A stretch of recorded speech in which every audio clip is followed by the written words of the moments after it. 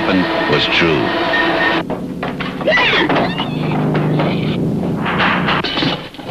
The most bizarre and brutal series of crimes in America.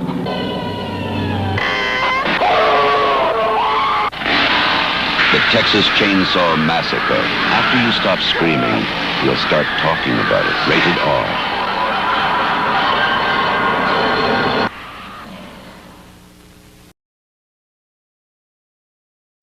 And welcome to a new episode of the Movie Dawgs Show. We're well into our horror edition here in the month of October.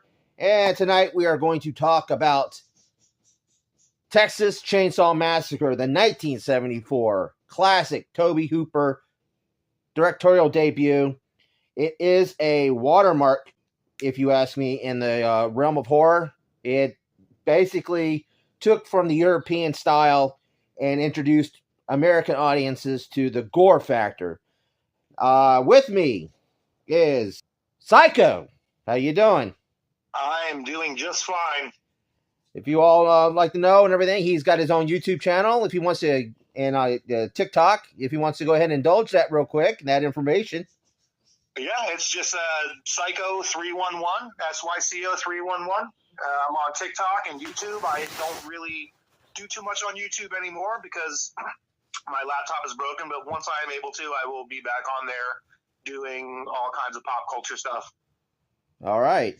Well, and also, we have during the duration of this episode, we're going to be introducing a single that is inspired by this film.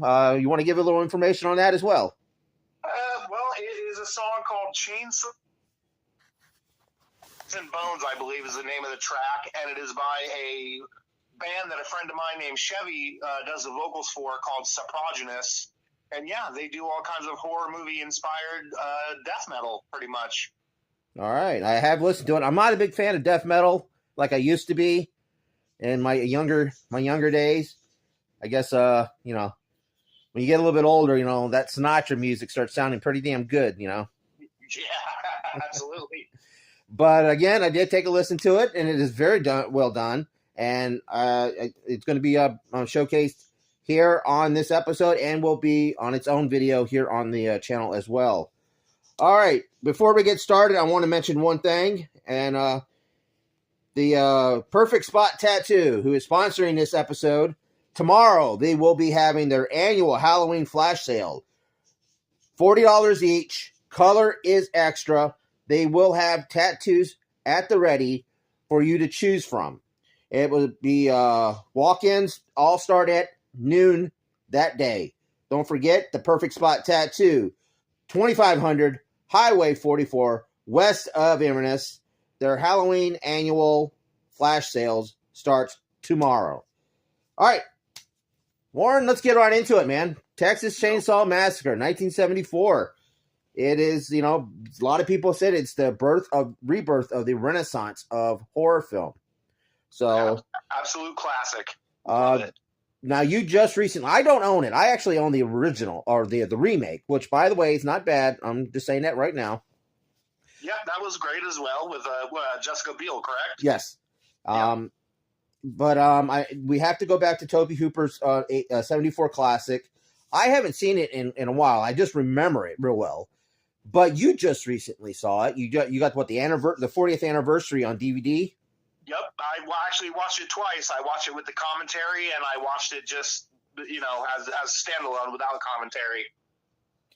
Now, this is one thing that, when I was a kid, when I first watched it, we borrowed it from Sean, my brother Sean, which you grew up with. Yes, I did. Yep. He borrowed it from, I don't know who the hell he borrowed. Now, to be honest, I don't know where the hell he borrowed it from. But it was the old Video Treasures copy, VHS copy of that film.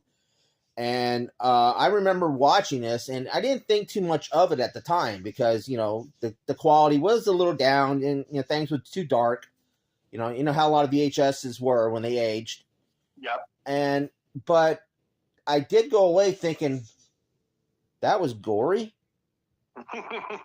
Because there's very little. A lot of people. The thing is, this movie just recently got unbanned in other countries that had been banned since 1974. And there's hardly any blood in this film, just like the original Halloween. Barely any blood until like maybe towards the end. I mean, a lot of the violence was implied. That is correct. Yep. Yeah, and the thing is that, and I think Robert and during that there was this compilation back in the early 2000s called Boogeyman that showed clips from certain horror films from the last 30 years at that point. And the thing is that Robert Englund said it best. This movie is relentless. It is just, once it kicks in, boom, boom, boom. It's just like, I mean, really, a lot of the characters get offed one after another. It was just, and they take time to get to the Sawyer house, but once they're there, it's like, as I said, machine gun ready. And well, even the lead up to the Sawyer house with the hitchhiker, yep, which I believe is his official name. I don't think he has a name aside from the hitchhiker. Yeah. But even his wacky antics in the van with him cutting himself and pulling the knife on the other people in the van. I mean, it was a very, very tense movie from start to finish. I think it was anyway. Yeah. And it broke one of the rules. It's like when the guy that's in the wheelchair, he's fair game. Yep. As well as not to get off topic, but Friday the 13th Part 2 also had a kill with a guy in a wheelchair with a machete to the face. Exactly. Yep. And that's one of the things I think that really got to people. You know, it was like, wow, that guy's handicapped, but they still killed him off. Yeah, in a very brutal way. It's just like the John Wick rule. That first John Wick film, they showed it in the trailer. They killed the dog. Then and then that, you know, again, Tobe Hooper, he went on to direct a Steven Spielberg produced film, Poltergeist, which was, I think, one of his highest grossing films of his career. He went on to, of course, do the sequel of Texas Chainsaw Massacre, and also, what I can remember, he did the remake of Invasion to Mars, or Invaders from Mars. But again, Tobe Hooper, you know, he was one of those guys that gave the independent a little bit more of an, you know, audience an eye-opening to, and inspired a lot of other people to go, well, if I do this, and if I can go independent and be almost self-financed and get the budget down, but yet be creative at the same time. That's one thing I've always felt when it came to this film. It is art. Horror film has always been left as the redheaded stepchild in Hollywood. Yep, that's true. And I would have to say this. One thing that has been keeping it alive, even more so than Hollywood films, has been the fans. I hate calling it fan films because it feels like it cheapens it. I've said this about many others that I've reviewed the past year and a half. They're true artists, and they do keep this and other intellectual properties alive, even though they're still they're corporate owned in some fashion. But it's the fans that keep this going, and that's one thing I've always admired about Texas Chainsaw Massacre, because especially, you know, after the second one, I really think a lot of the sequels were inferior, and a lot of stuff that has come about, you know, I mean, that last Texas Chainsaw Massacre that was on Netflix, I felt nothing from it. I mean, I was excited, but I have yet to see that one. I haven't seen that came out, I believe, last year. Yeah, I have not seen that one, but I have seen most of the other ones. Yeah, I think I haven't seen Part 2, which I think is free on Pluto right now. So I'm gonna have to check that out. But I recently watched 3, and this I mean, I couldn't believe the stars that they got to be in that movie. It was kind of ridiculous. I think McConaughey was in that. That was the fourth one. Oh, the fourth one, yeah. But Viggo Mortensen is in the third one. Yeah. It was not very good, but I mean, just the fact that they got pretty big names to be in that movie was kind of crazy. Yeah. I think it was just like a little bit before. Was in it, but she was also a star. Her name escapes my mind right now. Oh, Renee Zellweger. Oh, Zellweger. Yeah, that movie. But the funny thing is that the fourth one was actually made before they actually had their big breaks. A lot of people forget that. They brought it out after the fact that McConaughey and Zellweger got famous. But and that seems to be like a thing with horror movies, because if you remember, Kevin Bacon got his start in Friday the 13th, and Johnny Depp got his start in Nightmare on Elm Street. Yeah, but the thing is that it's so much when it comes to this original film. Granted, I don't. Most of them are gone. Most of the cast members, especially the girl who was the final girl in that one, Tope Hooper, passed away a few years ago, as did Gunnar Hansen, who played the original Leatherface. But it's still the best, in my opinion. Yeah, and the funny thing is, he only played him that one movie. Yeah, and that's true. He never got to come back for the second one. But of course, I'm sure it's money issues. But this film, I mean, still to this day, there's a video game that just came out. I've been playing it. Yeah, and I mean that's another thing that's been keeping these properties way past, I guess you would consider their expiration date now, is that the video games have been coming out. You had the Friday the 13th game, which was amazing. You had the Evil Dead video game, again, another great. I mean, of course, and then now here Texas Chainsaw Massacre has been getting that treatment, and it's doing extremely well in sales.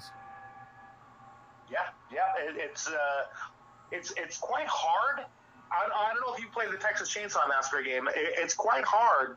I guess once you figure it out, it probably is less hard because it's limited maps and things like that. But for me, I don't play it quite as much as probably some other people do, as I don't have a lot of time for it. Yeah. But it's a great game, but it is quite hard. But playing as Leatherface, I mean, why would you play the game to be anyone other than him? Yeah. And he's not even the strongest character in the game. I know. If I'm being honest. I mean, really, you get down to it, he wasn't even the main the father. The father was more of he was the head of the household, and he was the mastermind between all of the how we're going to live, and how basically the way everything's set up. And Leatherface just ended up becoming the icon of the series. Yeah. Well, I mean, he's the guy with the chainsaw. Yeah. And here's the funny thing is, I don't even remember one chainsaw scene, and that's because of the guy in the wheelchair. That's the only scene, really, where the chainsaw really got used, other than to the end where he accidentally chainsawed part of his leg. Yeah, which was pretty gruesome. Yeah. I do remember that. The practical effects were amazing in that movie. Yeah. And I have to say, and one of the first things where I noticed this movie was the film Summer School with Mark Harmon, where they were watching Texas Chainsaw Massacre in the classroom.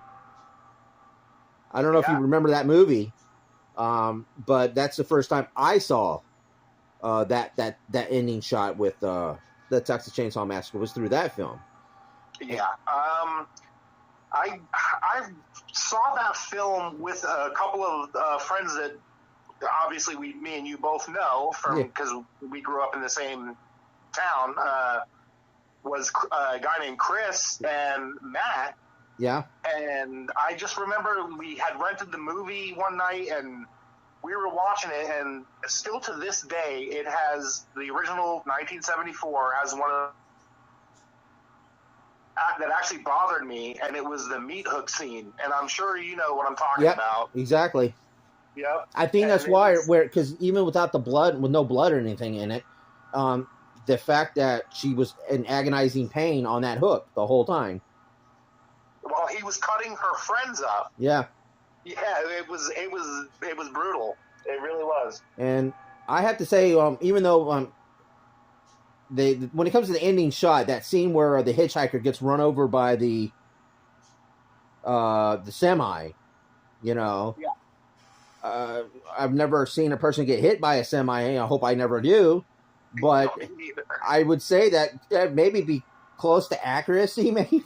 Yeah, absolutely.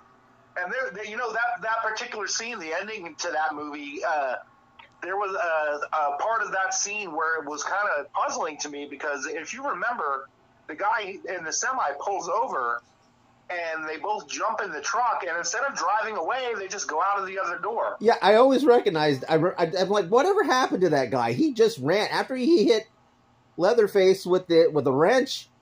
he runs the other way, and I'm like, I'd get your big ass back in that car or that truck and start driving away, man.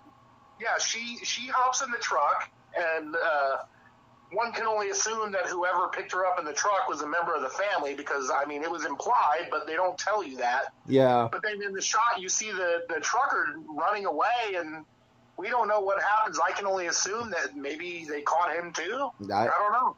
I don't know. I mean, I think it was one of those things where, because the intensity, it's especially that the last shot when they're at the dinner, and she's tied up and being forced to literally eat her friends. It's just the way it was so intense, and that how everybody was just, to see the madness going on, and especially when she's finally escaped from the house, and just how everything was, and then the film just stops. Yeah, yep. And I could just only imagine. Sorry, go ahead. I can only imagine how the audience back then could have felt. It was just like, I had to say, I'd have to compare it close to at the end of the Blair Witch Project, when that last shot and everything, when the camera, when the screen went dark and you couldn't see, you didn't know what was going on. It just stopped, and people were quiet.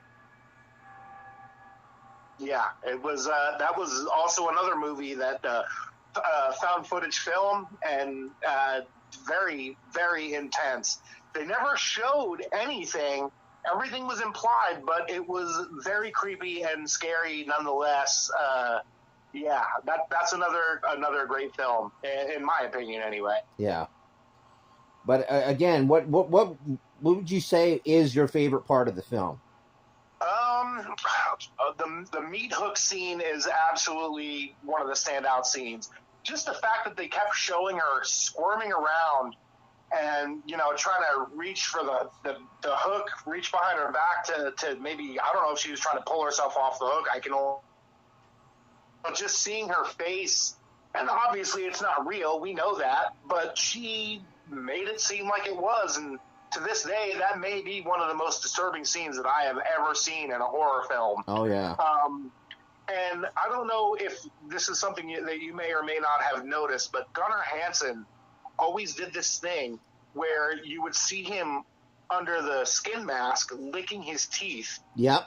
And that's not necessarily a scary thing. You wouldn't think licking your teeth would be a scary thing, maybe more weird than scary, but just in that role and knowing the mindset of this family, that was just super creepy, that he was always just like licking his teeth and just his mannerisms. And because that's all he had to work with.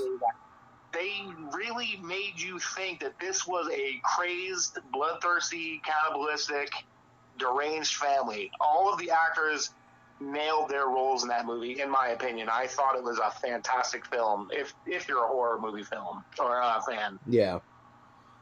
All right. Well, we're going to take this time right now to pause and show a commercial break. This is my first commercial I'm showing on here. And then we're going to come right back, and then we're going to have Warren. You're going to introduce the single that we're going to be debuting here on the show. Yeah, absolutely. It's that perfect time of the year, and the Perfect Spot Tattoo in Inverness is your destination for great deals this Halloween season. Join them for their annual Halloween flash sale. $40 each on every tattoo. Color is extra. Walk-ins start at noon. Saturday, October 21st. All tattoos you see here, again, are $40 each.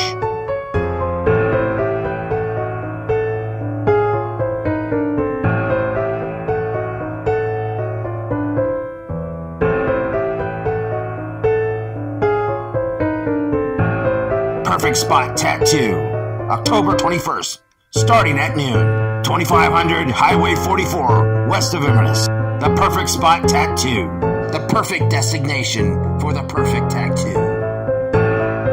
Tell them the Movie Dawgs sent you.